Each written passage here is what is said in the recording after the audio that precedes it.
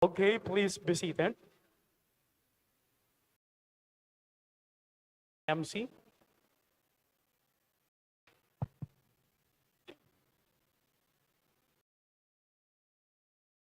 Ladies and gentlemen, distinguished guests, honored faculty, proud parents, and most importantly, our celebrated awardees. Welcome to the JMRIG Parangal 2024 Recognition Rights of Jesse M. Robredo Institute of Governance and Development with the theme Exemplifying Professionalism and Versatility in an Era of Connectivity, a challenge to the BU graduates as stewards of humanity.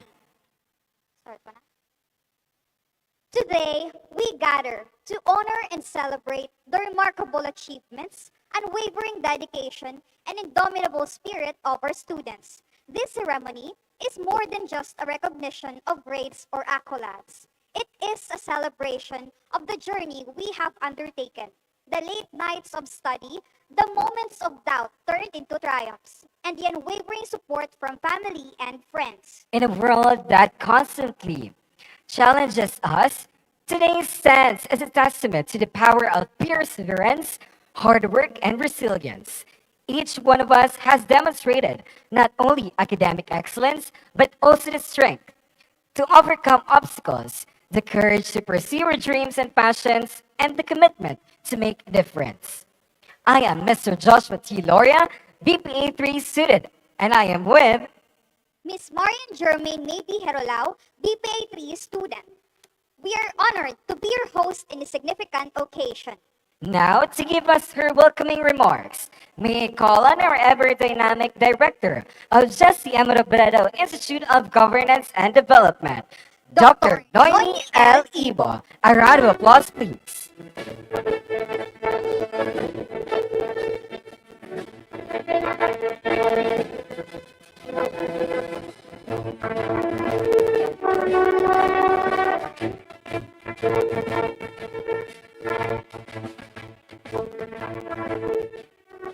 to, to our university president, Dr. Baby Boy Benjamin de la Peña Navres III, who is ably represented by the Vice President for Academic Affairs, Dr. Maria Julieta B. Bores, to our university registrar, Dr. Ramses M.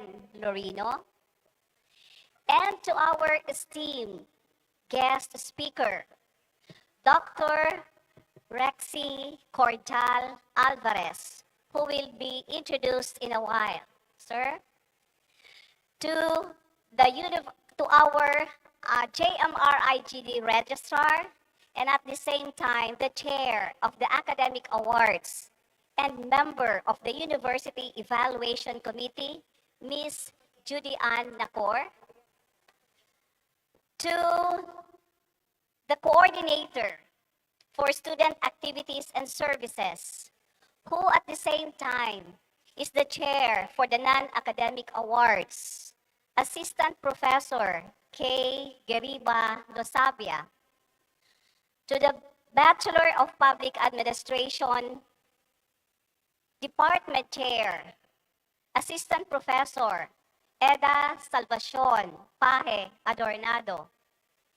To my JMRIGD family, Dr. Rosemary T. Frias, Sir Neil Hugo, and of course, to the Associate Director, Assistant Professor Alan Albaitar.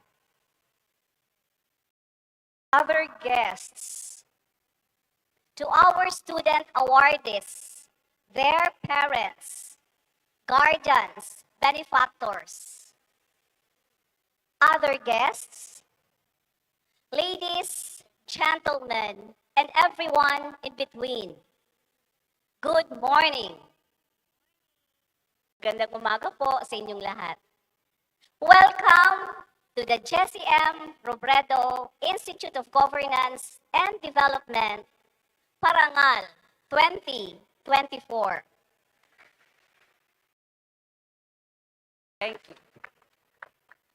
This is indeed a happy day for all of us, a time to celebrate as we formally and publicly recognize our Bachelor of Public Administration students, academic and non-academic scholarly performances this school year 2023-2024.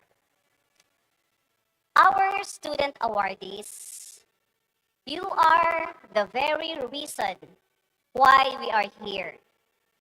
It was because of your extraordinary efforts, your resilience, your determination to conquer your doubts, your fears, and helplessness and other similar feelings experienced during COVID-19 pandemic, and your determination to go on with what was left and available during the post-pandemic period.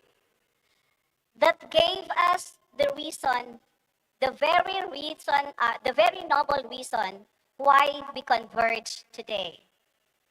May the recognition that will be accorded to you motivate you to do better, to inspire other people, and be a blessing not only to your family, but also to the community.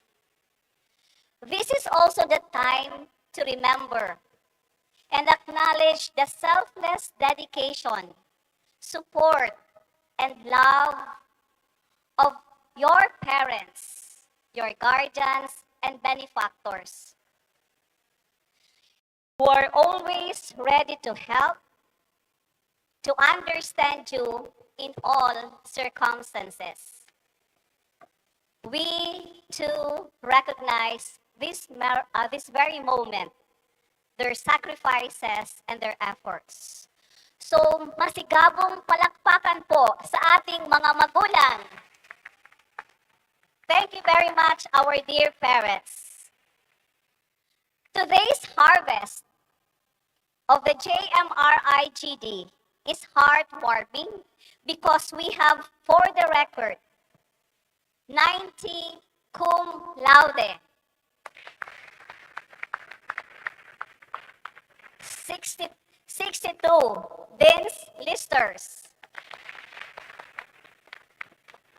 62 academic achievers for the first semester of school year 2023-2024, 96 academic achievers for the same semester, for the second semester rather, and 28 were special awards. I am equally happy to inform you that the JMRIGD has 12 President's Lister awardees.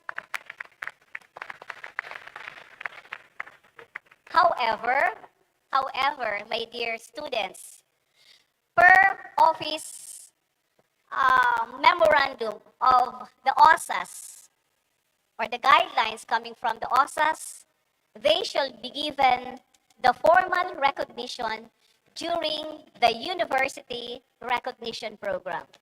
And we follow and respect such guidelines. So this is also a moment to recognize the dedication given by the faculty members of the JMRIGD and staff and the university in instilling the pillars of the university: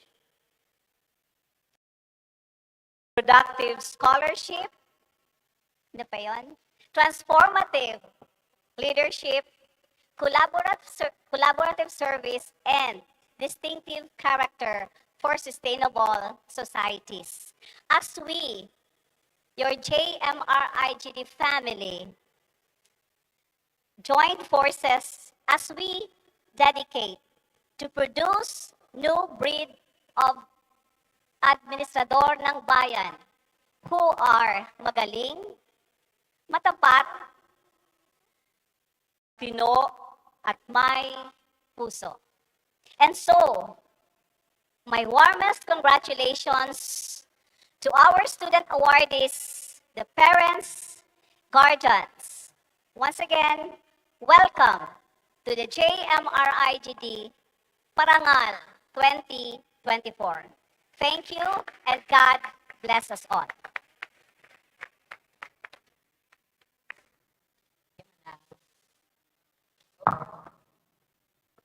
Thank you very much, Dr. Ibo, for sharing your invaluable thought. Ladies and gentlemen, please join me in welcoming our esteemed Vice President for Academic Affairs, whose visionary leadership and dedication to academic excellence have profoundly shaped our institution's success. Please help me welcome Dr. Maria Julieta B. Boris. A round of applause, please. Thank you. To our esteemed University President, Dr. Baby Boy Benjamin de la Peña Libres III, who will be joining us later. He sent words that he'll just follow, for he is right now still attending an equally important function at the main campus. The ever dynamic director of the Jesse M. Robredo and a good friend of mine, Dr. Noemi Ibo. Our distinguished guest of honor, who shall be formally introduced later on.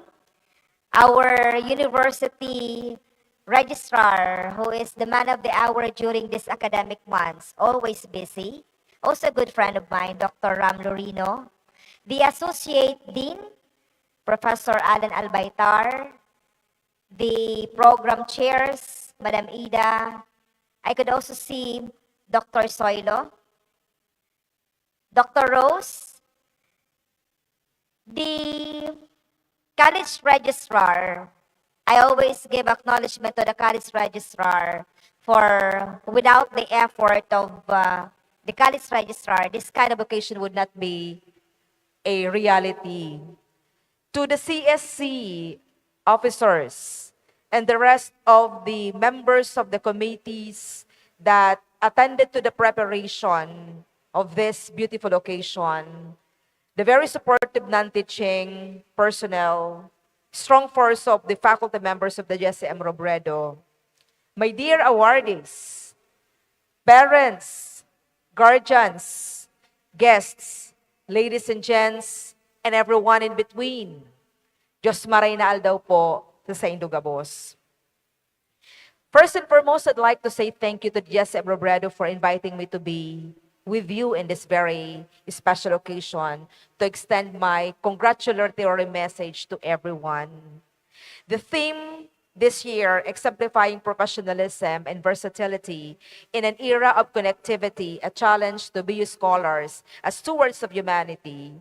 Well, this really captures the essence of recognition program.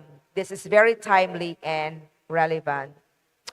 As we end every academic year, it's a tradition, and we give importance to this occasion to acknowledge the hard work and accomplishments of our students who have shown outstanding performance in their roles as students.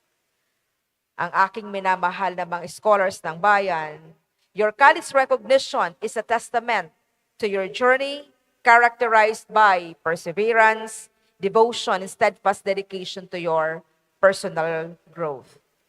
The success that you are experiencing right now is not a result of mere luck or chance. Kaya huwag kayong magsasabi na siyamba lang ito. It is not. You are enjoying the rewards of your perseverance and dedication because you willed it. You made it happen. You made a choice. Because of your exceptional dedication and hard work, you have achieved your goal of becoming one of the achievers of your institute. If I were to ask you, what challenges did you face in order to navigate successfully your journey this year. I am sure that each one of you will be giving me different stories and narratives. For the past days, I've been attending recognition program. I've listened to the speeches of awardees, outstanding college students, outstanding graduate of their respective batches. And true enough, I've listened to different stories. Just like yesterday, I was so touched by the story shared by the BU Gubat outstanding graduate. He's from Masbate. And he shared the difficulties he had to face in order to just continue studies, from managing the finances sent by the family from Masbate, settling with a very, yeah, should I say decent or tepid food, like just eating dried fish, fermented fish sent by the parents, so as just to continue and sacrificing food in order to pay for outputs, projects, and other activities in school. I'm sure some of you here, if not all, could relate to that kind of experience. So indeed, this is really a reward to your success, to your sacrifices, and your dedication to your education. This time, you have already recognized that indeed college experience is filled with challenges and obstacles. You need to juggle academic commitments, social interactions, personal responsibilities, while also finding ways to manage time effectively and cope with a lot of stresses. Every day, you encounter a variety of challenges. However, majority, if not all of you, approach these challenges with a positive mindset, viewing each challenge as an opportunity for growth and resiliency rather than letting them hinder your progress towards your personal goals.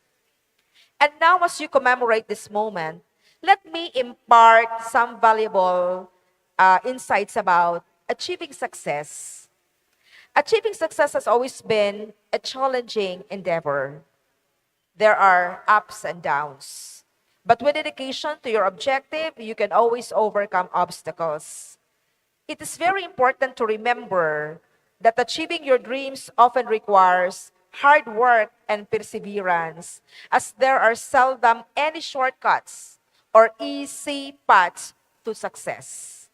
Achieving success is not mere coincidence or a stroke of luck, as I mentioned a while ago. It is the result of numerous deliberate, intentional, meaningful choices. Achieving success in school is incredibly rewarding, especially when reflecting on numerous academic challenges you overcome. As the saying goes, education is not achieved by love, but it must be pursued with passion and approached with dedication. Today, as you commemorate your personal achievements, I encourage you to reflect on the individuals who supported you throughout your journey. These are the individuals, could be your faculty, your teachers, your advisors, your loved ones, your relatives, your friends, especially your parents and guardians. At this point, may I request our dear awardees to please stand and give a big round of applause to honor the sacrifices of your parents. Can you do that, please? Can you rise and give a round of applause for them? Thank you. Sa amin pong mga minamahal na mga magulang, this recognition is just not for your daughters or sons. This is also especially for you.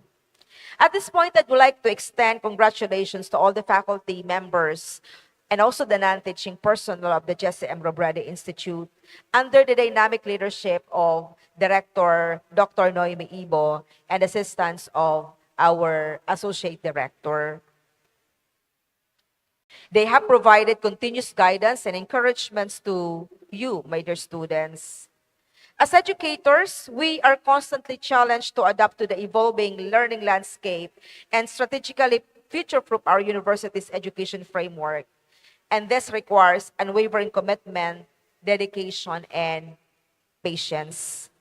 I hope that your impact on our students continues to shape them into valuable contributors to the institution and the society at large. Let's ensure that our students are well equipped to tackle the distinct challenges and prospects that lie ahead for the future Filipino talents in the realm of digital transformation. Dear faculty members, let us continue to ignite the flame of knowledge together. It is important to keep in mind that our role extends beyond the confines of our classroom. We have the power to shape the future of the humanity. We are not just dispenser of knowledge, but we are also framers of the future. Finally, I would like to extend my heartfelt congratulations to our graduating students who at the same time are our awardees in this recognition. Congratulations to all of you in this incredible achievement. After 4 years, wow, you've made it. If you could recall, kayo po ang isa sa mga batches that had to face the greatest nightmare ba of this lifetime of having to face the difficulty in our learning landscape during the pandemic. Sino ba ang hindi natakot? Sino ba ang hindi nagkaroon ng anxiety? Sino ba hindi nagtanong, bukas ba, buhay pa ba ako? But here you are, still strong and about to graduate. Palakpakan po natin sila.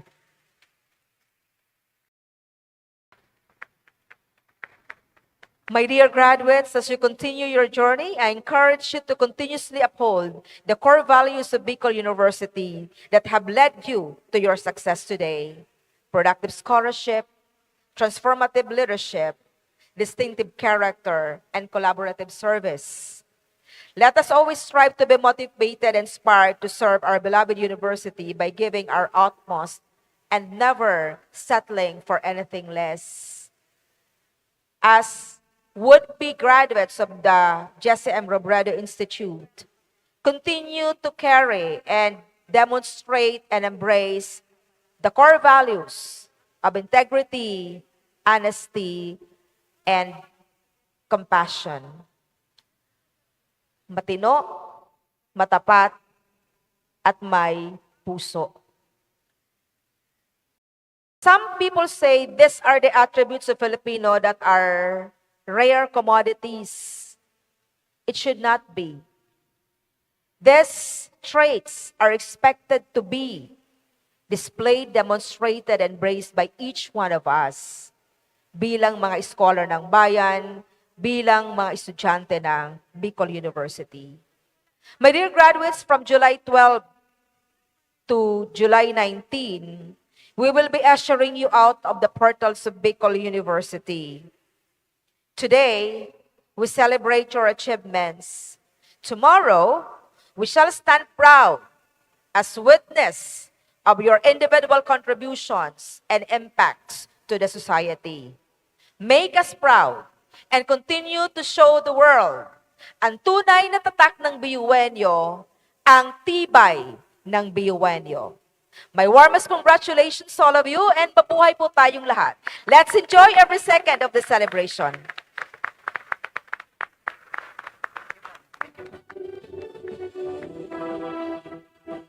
Thank you, Dr. Boris, for that inspirational message. Moving on, the road to success is not that easy. All we need is courage to continue and the inspiration to move forward. Let us have the Research and Mobility Coordinator of BJMRIGD, Dr. Rosemary T. Frias, to do the honors of introducing our guest speaker.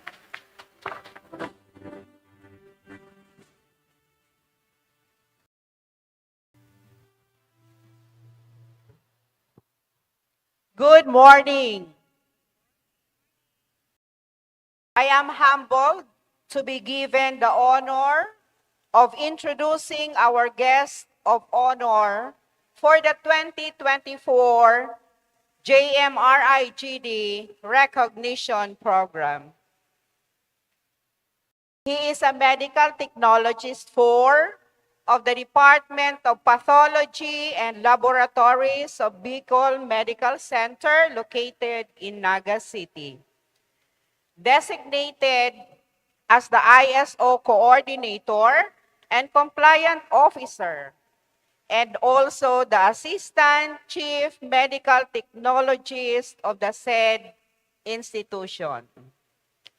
He is a member and holds positions in various professional organizations. Currently, a member of the Board of Trustees of the Philippine Association of Medical Technologists, or the PAMET, serving his second term. Currently, a member of the Regional Quality Assessment Team, or the RQAT, for health-related programs of the Commission of Higher Education, Region 5, and the Vice Chair of Review Ethics Committee of Bicol Consortium for Health Research and Development. He served as South Luzon Regional Director of PAMET from 2015 to 2018. Served as Chapter President of PAMET, Camarines Sur. A member of the Philippine Association of Schools of Medical Technology and Public Health. Member of Philippine Council for Quality Assurance in Clinical Laboratory, and a part-time professor of University of Santa Isabel, or USI, in the College of Health Education. He finished his Bachelor of Science in Medical Technology at AGO Foundation College, Naga City, where he graduated as cum laude. Master in Science in Medical Laboratory at Lyceum of the Philippines University, Batangas City. He earned, take note, his PhD in Public Administration from Bicol University. And he became the first RISO president when the students of JMRIGD was organized in the year 2017-2018. So siya po ay kapamilya natin. He was a recipient of various awards and distinctions. He received the Distinguished Service Award from the Philippine Association of Medical Technologists in the year 2020, the Most Outstanding Medical Technologist for South Luzon from PAMET in the year 2019, recipient of scholarship granted by the Bicol Consortium for Health Research and Development. A researcher, and presented his papers both in national and international conferences. A committed public servant, mahusay, matino, matapat, at may puso. Dear awardees, honored parents, distinguished university officials, JMRIGD family, and guests, join me in welcoming Dr. Rexy Cordial Alvarez.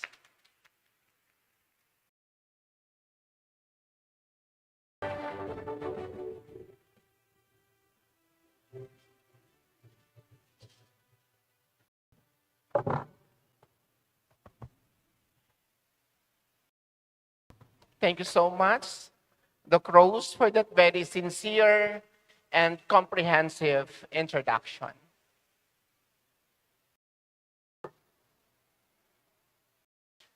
Our is UC President for Dr. Baby Boy Benjamin Nebres. The Vice President for Academic Affairs, Dr. Maria Ligita Bores. University Registrar, Dr. Ram Lorino. The Director of Bicol University, Jesse M. Robredo. Institute of Governance and Development, Doc Noims, Ibo. Esteemed faculty members, my dear student awardees, parents of the awardees, friends, ladies and gentlemen, a pleasant morning to all of us. Diyos maray na aldaw po. At this juncture, I would like to extend my congratulations to all the awardees in today's Parangal 2024. Alam ko po ang hirap at hindi biro ang pinagdaanan nyo, makamtan lang ang mga parangal na ito. At siya ko po na walang mapagsidlan ng galak at tuwa ang ating mga magulang na kasabay natin sa pagtanggap ng mga award na ito. Today, I feel very privileged and honored to be here in front of you to acknowledge your achievements and hard works. You have made both your school and your families proud. This parangal is held to recognize your scholastic performances and achievements with the theme exemplifying professionalism and versatility in the era of connectivity. Challenge to the BU students as stewards of humanity. This is not just a statement. This is a call to action for each of you as you continue your journey in the pursuit of education, as well as a reflection of the world in which we live. Professionalism is more than a polished CV or a collection of behaviors. It is an attitude, a dedication to honor, quality, and decency, keeping a high standard of professionalism is even more important when screens and algorithms mediate many of our interactions. It entails acting honorably and dependably, not only in person, but also in emails, video chats, and virtual handshakes. But professionalism on its own is insufficient. We are all entering a dynamic, quickly changing world that demands versatility. Although you have specialized knowledge in your own chosen field, your ability to adapt will be your true strength. Be flexible. Never stop learning. And have an open mind when taking on new tasks. Being versatile means being able to confidently navigate the unknown and spot the potential in change. The world is now more interconnected. That is been throughout our era of connectivity. This connectedness has the ability to create understanding, spark creativity, and close the gaps. It also imposes a duty on every one of you. Your choices, works, and deeds are now felt all around the world. Make sensible use of this authority. Make connections with others to collaborate. Develop relationships and promote a sense of global community in addition to exchanging knowledge.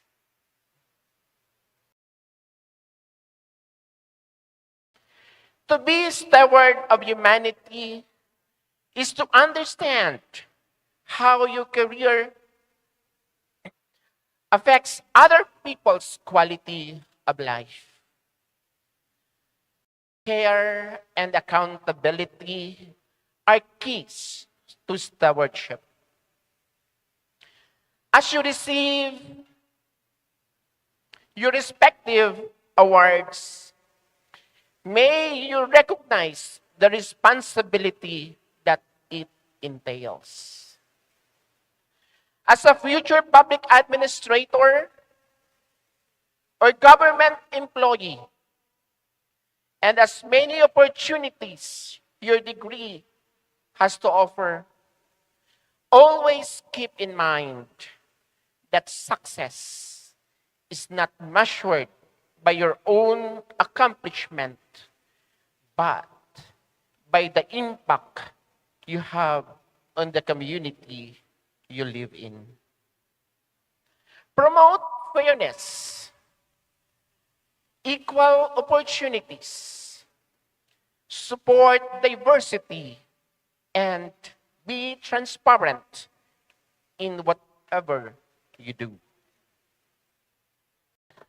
Let us always remember this. Hindi na sapat na tayo ay mahusay lamang. Hindi rin sapat na tayo ay matino lamang. Hindi lahat ng mahusay ay matino, at lalo naman, hindi lahat ng matino ay mahusay. Ang dapat ay matino at mahusay upang karapat-dapat tayong pagkatiwalaan ng pera ng bayan. Iyan ang mga katagang sinabi ng yumaong Ginoong Jesse M. Robredo. If you will realize our BU core values are all embodied in that state. Leadership, scholarship, character, and service. Again, congratulations at maraming salamat po sa ating lahat.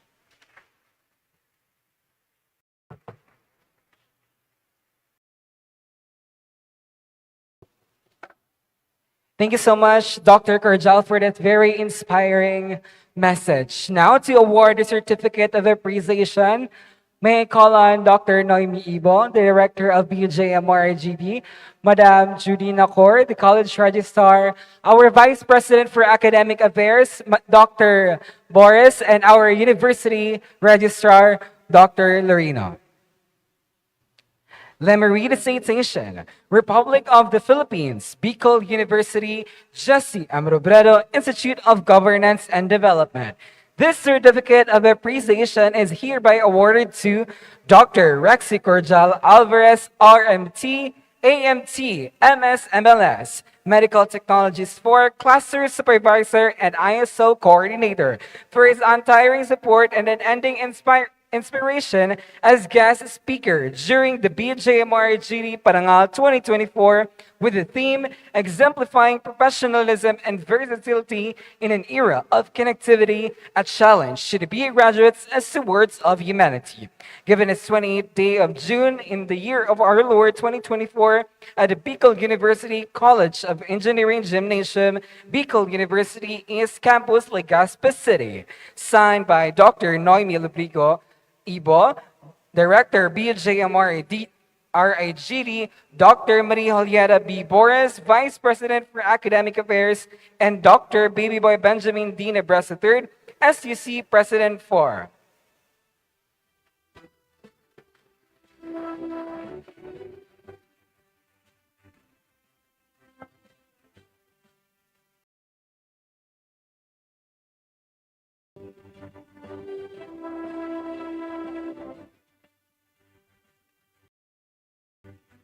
Thank you so much, Dr. Rexy Cordial Alvarez, for coming over, gracing our affair and inspiring us all. Our hopes are high that your words will guide our awardees on their way to success.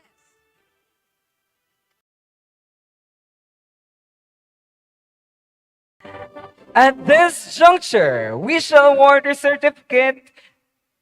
Oh my God. We will now proceed to the awarding of medals and certificates to the honor graduates. To award the certificate and medals to the honor graduates, may I call on once again the Vice President for Academic Affairs, Dr. Maria Julieta B. Boris, Dr. Noemi L. Ibo, Director for BJMRGD, and Professor Eda Salvacion P. Adornado, MPA, the Department Chair of BJMRGD, and as well as the Dr. Ramesses M. Larino, the University Registrar. May I call on the honored graduates to please proceed at the left. May I also request our ushers to please assist our honored graduates.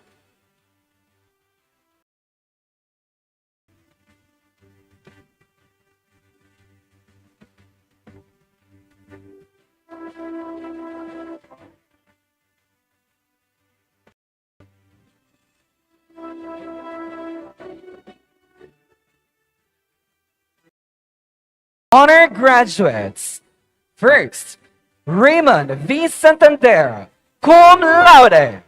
Also, he is a recipient of the following awards. Academic Achiever for First Semester Academic Year 2023-2024, Outstanding Student in Scholarship, and Outstanding Student in Service.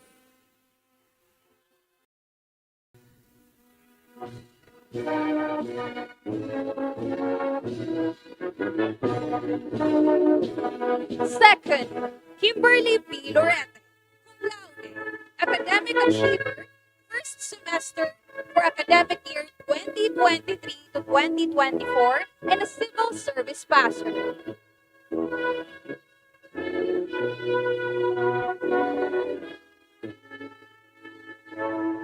Angelica L. Morcoso, cum laude, Academic Achiever for First Semester Academic Year 2023-2024.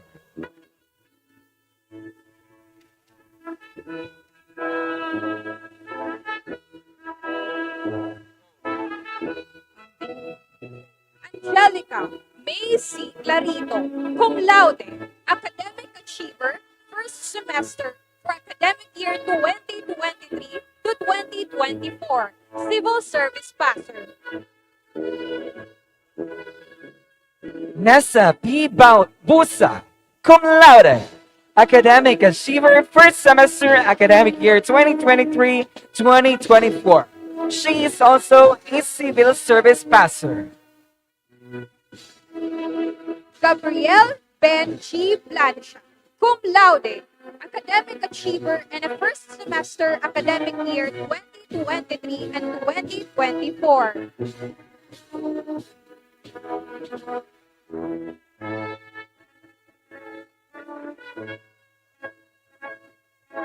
Laika Onlakra, Cum laude, academic achiever, first semester academic year 2023 to 2024.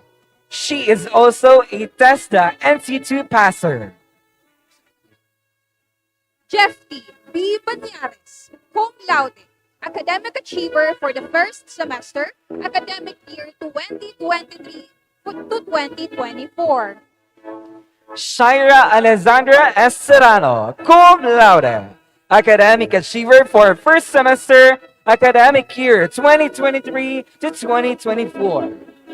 Aliana Chair A. Santillan, cum laude, academic achiever for the first semester, academic year 2023 to 2024. Stephanie T. Santiago, cum laude. Sherlyn P. Piña, cum laude, academic achiever for the first semester, academic year 2023 to 2024. Jasleen L. Claro, cum laude, academic achiever for the first semester, academic year 2023 to 2024. She is also a civil service passer. Kate Nicole B. Ekal, cum laude, academic achiever for the first semester, academic year 2023 to 2024. Rona May B. Barrera, cum laude, academic achiever for the first semester, academic year 2023 to 2024. Ryan G. R. Rosales, cum laude, academic achiever for the first semester, academic year 2023 to 2024. Kim Nicole B. Valete, cum laude, academic achiever, first semester, academic year 2023 to 2024. Angelica May G. Bayumo, cum laude, academic achiever for the first semester, academic year 2023 to 2024, and also a TESTA NC2 passer.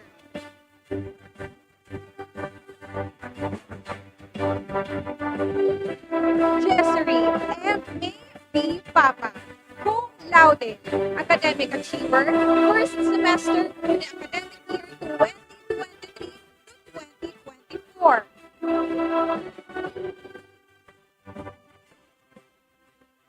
Charlene A. Bohalano, cum laude. Also, she is a recipient of the Outstanding Student in Leadership Award.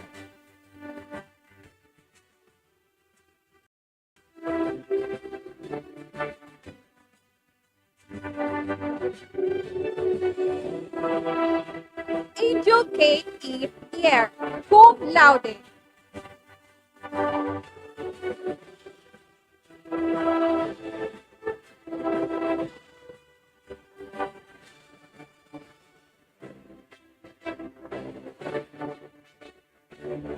Jane Ashley B. Cantonjos, cum laude, academic achiever for the first semester, academic year 2023 to 2024. She is also a civil service passer.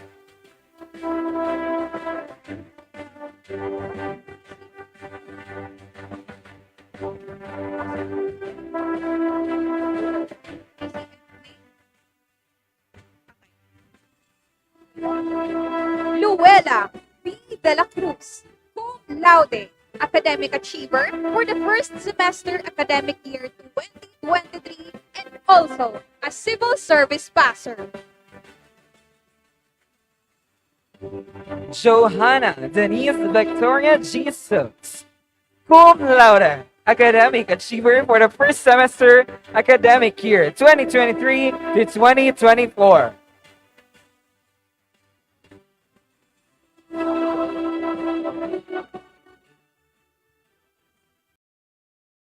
Maria Teresa G. Matronio, cum laude.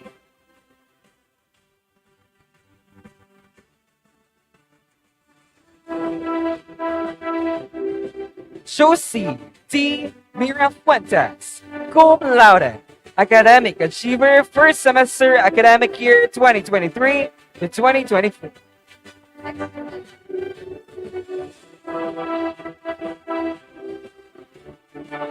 Sophia Ina A. Macasinag, cum laude, academic achiever for the first semester, academic year 2023 to 2024. Art Joshua B. Madrigalejo, cum laude.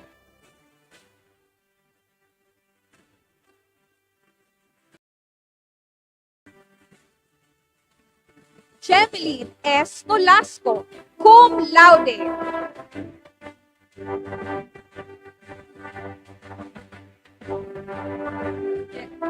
Genesis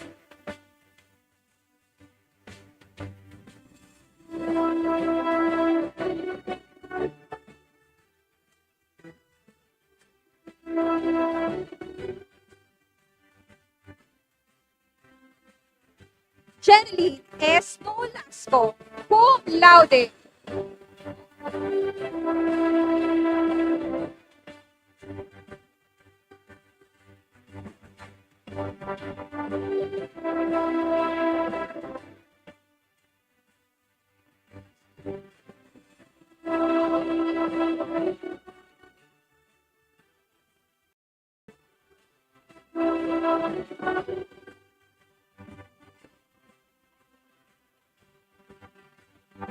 Danica May and Piago, cum laude. Academic Achiever, first semester, academic year 2023 to 2024.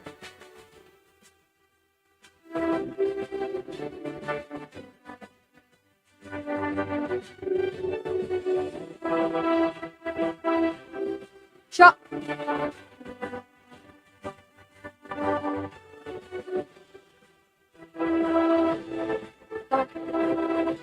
John Ray A. Raqual, cum laude.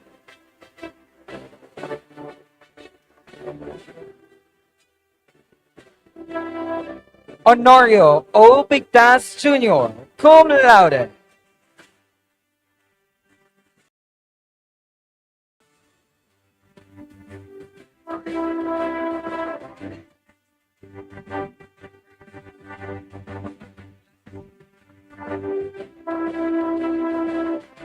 Leslie Onet N. Naga, cum laude.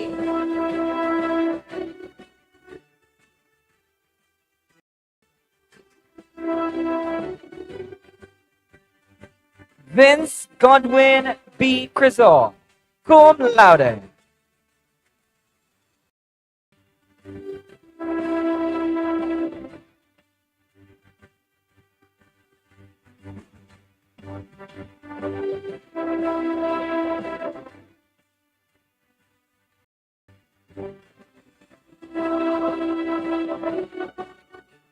Marilyn J.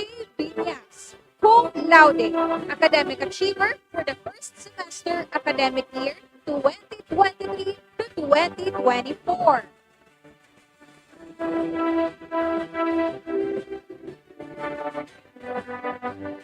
Jeline May B. Atuli, cum laude.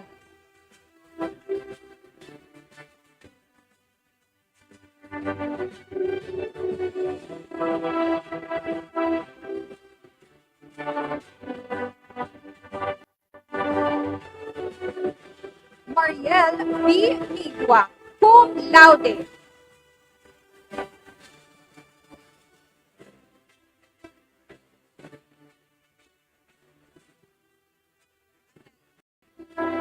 Annalie Emiliana, cum laude.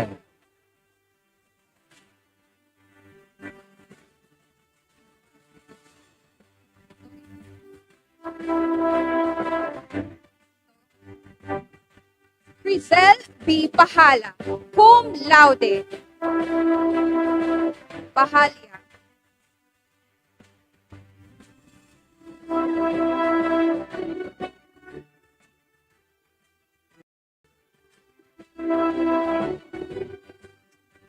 Janessa Joy D. Resultant, cum laude.